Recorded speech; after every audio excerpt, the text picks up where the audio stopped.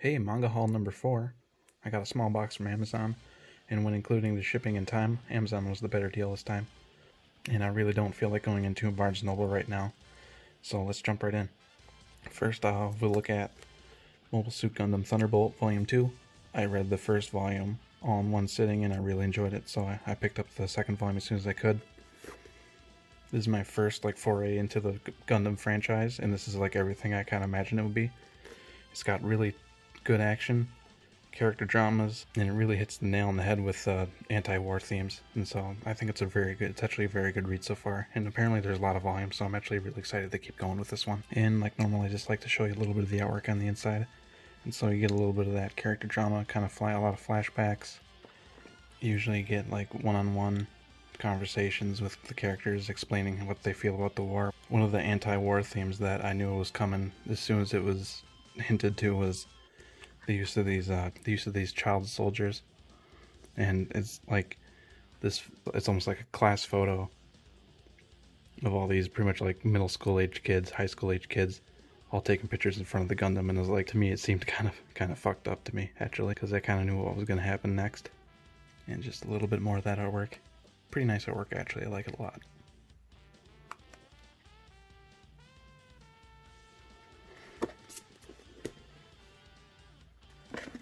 Next up is Monster. I watched the anime, just a few episodes of it, a long time ago, and I knew I wanted to get into reading this manga because I'm familiar with Urasawa's other works, such as Master Keaton. I have a few volumes of that, and I know that 21st Century Boys is like a bona fide masterpiece as well, so I really want to get into reading Monster as well, because I know it's going to be pretty much one of my all-time favorites. Just from what I've seen before, I know this is going to be a hard-hitting psychological thriller cat and mouse story that gives, to me, it gives similar vibes of Silence of the Lambs. Is this you as you're watching it, you just kind of know oh my god, this is something that's I haven't seen anything like this before. Next up, we have The House Husband. It's really funny. Short episodic chapters, usually just kind of leading up to a single punchline. He's a former Yakuza badass, and we see him just kind of as a reformed, peaceful, stay-at-home, not a dad, but stay-at-home husband type of guy. So if you like comedy and slice of life, and you want to see some kind of mostly absurd humor, I'll definitely check this out. And then there's Metro Survive.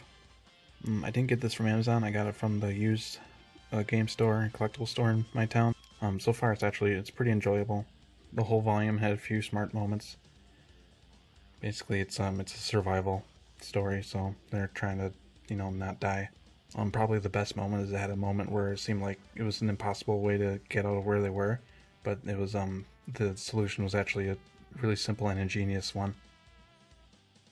Well, the story kind of revolves around this shopping center, business center, and the main character is the maintenance man who works there, and it just kind of turns out that the building may have been built a little rather too quickly, and a lot of corners might have been cut into construction. When a massive earthquake hits, it doesn't really fare so well for the building and the people inside it, or in this case, people underneath it in the subway. But being a maintenance man that worked in this building, he has a few insights that help him actually keep his group of strangers alive. So I mean, if you ever come across this one, I'm probably tell you to give it a shot, see what you think. Artwork's pretty good, sometimes it's okay. And I got the third omnibus of I Am a Hero.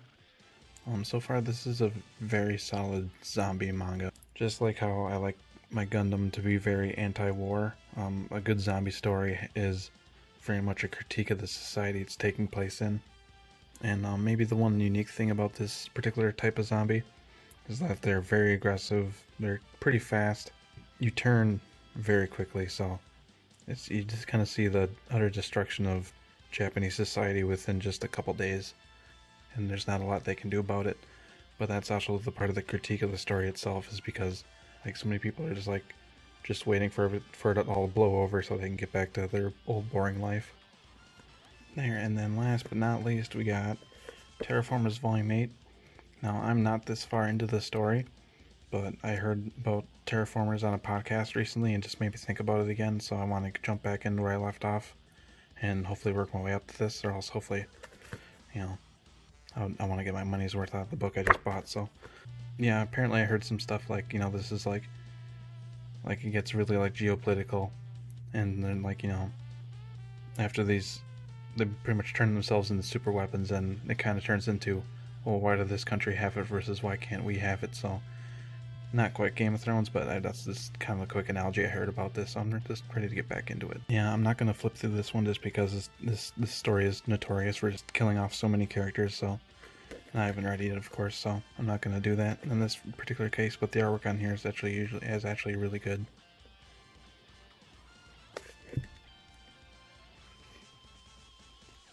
So that's it for this time, and I got another video coming up, so it's been a while, so I'm happy I got a couple ready to go.